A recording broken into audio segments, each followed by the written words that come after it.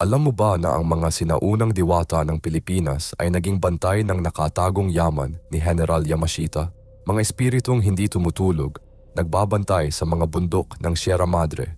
Noong dekada 90, ang ekspedisyon ni Reyes sa Antipolo ay nakaranas ng hindi maipaliwanag.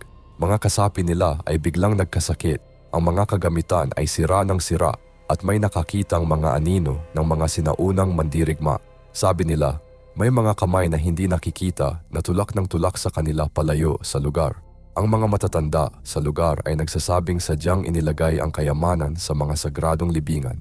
Ang mga diwata, mga tagapag-alaga ng bundok, ay galit sa mga dayuhan na gumagambala sa kapahingahan ng mga ninuno.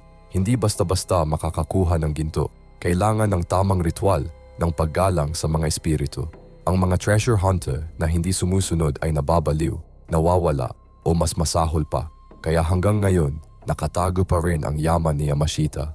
Bantay ng mga diwata, ligtas sa mga sakim na kamay.